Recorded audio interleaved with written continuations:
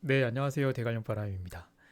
할 게 많은데 어제 화이자의 시즌 인수 발표가 나와서 그래도 이 궁금해하실 분들이 있으실까봐 간단하게 그리고 중요 포인트만 조금 이야기해 볼게요. 그나저나 전 솔직히 화이자가 이 시즌에 이 430억 달러나 태울 줄은 몰랐는데, 이야, 씨발 나 정말이지 놀랬다. 응? 네, 저도 몇 주 있었으니까 화이자한테 고마웠죠. 화이자의 시즌 인수 가격은 보시는 것처럼 주당 229달러, 이 총액 기준으로는 이 430억 달러에 달하는 딜을 성사시켰습니다. 이 목적은 이 항암제 사업 영역의 강화인데 이게 조금 재미가 있어요. 이 화이자의 인수 관련 컨퍼런스 콜을 들어보면 이 화이자는 대규모의 풋프린트를 가지고 있고 당연한 얘기잖아요.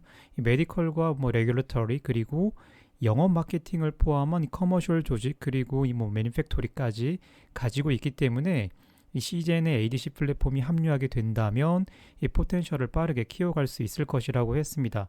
슬라이드 장표가 이게 웃긴 게 여기 보면은 코비드19의 성공을 이 항암제에서도 복제한다는 건데 그만큼 내부적으로 이 ADC의 기대가 크다는 것이고 그렇기 때문에 이번 인수가 가능했을 겁니다. 그러면 왜 이런 인수인가? 이 화이자의 현재 이 항암제 라인을 보면 이해는 가요.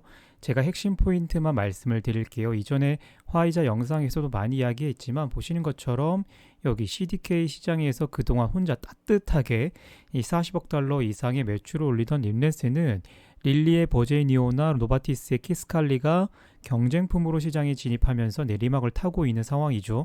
이 특히나 두 경쟁 약제에서 키스칼리는 앞서 노바티스 영상에서도 제가 이야기 드렸다시피 이 NCCN 가이드라인에서 1차 선택 약제로 들어가고 릴리의 버제니오 같은 경우에는 이 초기 유방암까지 쓸 수 있게 그 영역을 확장시켰는데 임랜스는 두 가지 이 모두에서 충족하지 못하는 상황이기 때문에 이 매출 하락세는 당연합니다. 그러한 상황을 만회하고자 아레비나스 등과 병용 임상을 진행하는데 그것도 여의치 않은 형국이기 때문에 항암제 라인에서 가장 화이자의 대표 제품이 지금 흔들리고 있는 상황인 거죠. 두 번째로 이 면역 항암제 영역인데 화이자가 보신 것처럼 이 바벤시오를 독일 머크와 이 공동 세일즈를 지금 하고 있지만 아시다시피 지금 면역 항암제는 독보적 1강인 머크의 키트루다와 그리고 2강인 로시의 티센트릭 그리고 BMS의 옵티보 등으로 굳혀가고 있는 형세이죠. 물론 아스트라제네카의 임핀지 등 PD1이나 PD-L1을 타겟하는 다수의 면역 항암제가 있지만 앞의 약제들을 따라가기에는 자원 투자 정도에서 버거운 상황입니다. 예를 들어서 미국 머크의 키트루다는 회사 내 연구개발 비용을 절반 이상 잡아먹으면서 그러면 거의 5조 원 이상 잡아먹고 있다는 얘기잖아요. 이 총력전을 펼치는 형국인데 이 확실하지 않으면 이렇게 하긴 쉽지 않습니다. 그렇다면 바벤시아도 이 화이자 정도 되는 기업이 이런 덩치를 가지고 있는 그런 회사가 먹는 밥으로는 그닥이라는 말이죠. 세 번째로 이 젤코리 후속작으로 시장에 나온 알크 뮤테이션 타겟 비소세포 폐암 치료제인 이 로브레나도 물론 좋은 약제지만 이 시장 자체가 매우 큰 EGFR 뮤테이션을 쓰는 의약품이 아니고 이 비소세포 폐암에서도 시장이 상대적으로는 작은 이 알크 시장을 타겟으로 하고 있기 때문에 그 한계점은 분명히 있습니다. 작은 회사라면 이 로브레나 하나 정도면 회사 가치가 크게 성장하고도 남겠지만 이 화이자의 마켓캡은 그 정도로 만족할 만한 수준이 아니죠. 그렇기 때문에 여기 이 녹색 바로 표시되어 있는 이 시젠의 이 ADC 항암제 라인들이 화이자로 하여금 기대감을 충분히 가지게 할 수 있습니다. 그러니까 화이자는 여러 이야기를 했지만 결국의 요는 이 ADC 플랫폼에 이 430억 달러를 태웠다는 거죠. 이 컨퍼런스 콜에서는 이 ADC에 상당히 기대가 컸습니다. 키트루다로 대표되는 면역항암제의 역사가 1997년부터 시작되었다면 ADC는 고작 2017년이 되어서야 상업화가 시작이 되었고 시장에 출시된 이 12개의 제품 중에서 이 4개의 제품이나 이 시젠 제품이고 그만큼 본인들이 이 플랫폼에서는 선두라는 이야기죠. 이 시장에 출시된 제품을 보면 이 4가지 제품이 있는데 4가지 제품이 어디에 쓰는지 이거 모르셔도 됩니다. 알아야 할 포인트만 제가 이야기 드릴게요.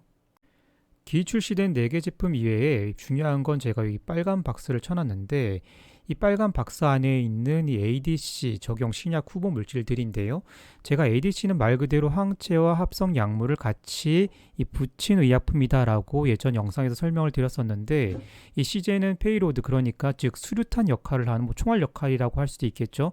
하는 이 합성 약물을 이 대부분 이 보시는 것처럼 여기 베도틴, 베도틴, 베도틴, 이 베도틴이라는 물질을 통일을 하고 있습니다. 항체만 잘 선택을 하면 링크와 페이로드는 동일하니까 이 굉장히 효율적으로 개발할 수 있다는 거죠.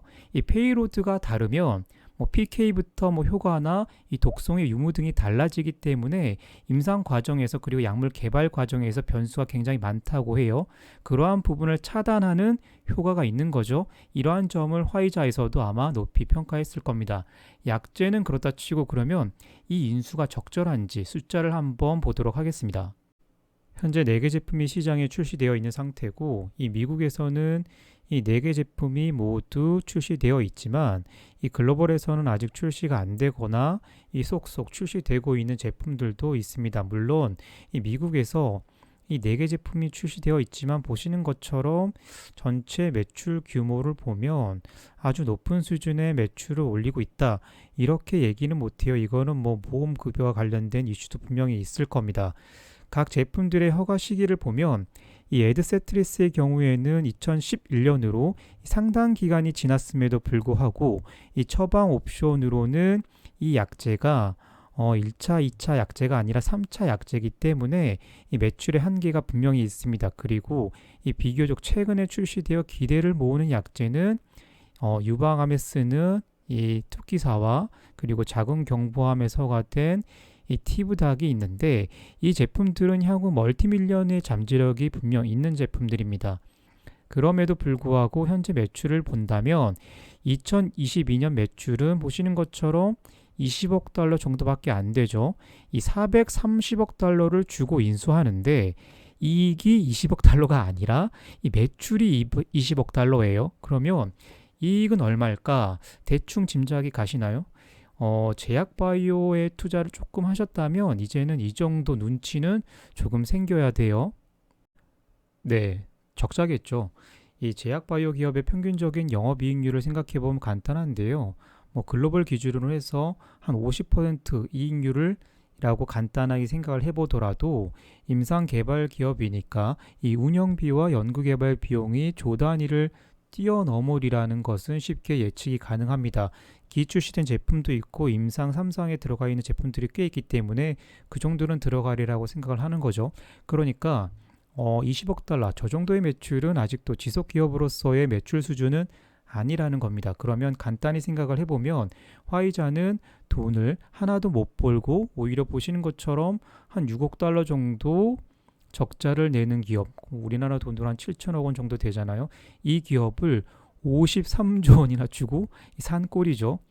물론 화이자의 추정은 이렇습니다. 그러니까 뭐 2030년까지 시즌의 파이프라인으로 보시는 것처럼 100억 달러 이상의 매출을 만들어낼 수 있고 그 뒤로는 상당 수준의 이익을 계속해서 낼 수 있다는 거죠. 그러면 이번 딜이 이 투자자에게 나에게 좋은지 나쁜지는 화이자가 제시한 저 100억 달러 매출 추정이 가능한지 아니면 가능하지 않은지만 투자자로서 판단하면 되는 겁니다. 간단하죠. 조금 더 쉽게 얘기해 드리면 투기사나 티브닥을 포함한 파이프라인으로 3조 원 이상의 멀티밀리언 달러의 매출을 내는 제품을 한 개에서 두 개만 내기만 하면 된다는 건데 그러면 이 투자금 회수가 가능해요. 저는 현재 시장이 돌아가는 형국을 볼 때 이 ADC 제품으로 가능할 것 같다고 생각을 합니다. 이번 인수권은 또 역시나 이 벌어들인 돈을 가지고 모두 다 지른 것도 아니고 대형 제약기업답게 310억 달러 정도는 장기 부채로 끌어다가 쓰고 인수금액의 나머지는 보유자금으로 집행합니다. 제가 항상 말씀드리지만 빅5 정도 되는 기업들은 이 마음만 먹으면 돈은 무한대로 끌어다 쓸 수 있습니다. 돈이 문제가 아니라는 거죠. 자, 그럼 이제 본격적으로 실전으로 넘어가서 작년 하반기 한창 시젠이 미국 머크에 인수된다 안 된다로 이슈가 되다가 뭐 시젠 CEO가 뭐 가정사나 뭐 인수 가격의 견해차로 또 자초가 됐었는데 이 산업이 돌아가는 형국과 그 안에서 시젠의 포지션을 검토했다면 분명히 기회는 있었습니다. 한번 같이 보실게요. 보시는 것처럼 머크 인수의 이 기대감들이 쭉 올랐다가 이 기대감들이 쭉 사라지고 있는 시점에서 이 시즌의 밸류에이션을 평가할 수가 있고 이 합리적인 범위에서 포트폴리오를 나눌 수 있었다면 제가 여기 말씀드렸던 가격대, 제가 산 가격이에요. 여기에서 어느 정도 조금 매수를 시작을 했을 겁니다. 그 뒤에 물론 보시는 것처럼 주가가 더 뚝뚝 떨어졌지만 결국에는 해피엔딩으로 이렇게 마무리를 하게 됩니다. 중요한 건 기대 심리가 아니라 산업의 방향성이고 그 안에서 가장 경쟁력 있는 기업을 찾는 거고요. 제약기업이라면 승인된 약제가 있는지 없는지와 이 승인된 약제가 있다면 어느 정도 포지션을 약제 내 클래스에서 가질 것인지 검토가 필요합니다. 그 다음에 뭐 툭툭 타겟 내에서 장난치듯이 이렇게 뭐 모아두면 되는 거죠. 이 또 한 번의 실전 사례가 지나가고 있고 이번 화이자의 시즌 인수권을 보는 이 두 회사의 속내가 저는 자목 궁금한데 뭐 이런 회사들이죠. 이 회사랑 그리고 이 회사 이 친구들도 지금 마음이 급한데요. 앞에 시즌 사례를 보시고 참고하셔서 거래할 만한 기업이 없는지 한번 보시면 좋을 것 같아요. 네, 개인적으로 저는 이번 딜을 보면서 이 덴마크의 노보노디스크만 있는 게 아니라 젠맵도 있는데 이번 딜을 보면서 이중항체와 ADC를 모두 하면서도 이 블록버스터 약제를 CGN보다 훨씬 더 많이 만들어내고 있는 이 젠맵을 매수하고 싶은데 계속해서 보고 있긴 한데 여전히 비싸요. 미국의 ADR뿐만이 아니라 덴마크 외 이 본주 또한 상장되어 있기 때문에 이 두 가지를 모두 합산한다면 정말 엄청난 금액이거든요. 그렇기 때문에 제겐 너무 좀 비싸게 느껴져요. 그래도 뭐 우리가 돈이 없지 인내심이 없는 게 아니니까 더 기다려보죠 뭐. 그러다가 더 날아가면 할 수 없는 거고 그러려니 해야죠. 뭐 아무튼 오늘은 이 화이자의 인수권으로 투자 아이디어를 한번 점검해 봤습니다. 시간이 되면 재맵도 한번 볼게요. 어쨌거나 그러면 다음 영상에서 저는 또 인사드리도록 할게요. 시장에서 항상 장수하세요.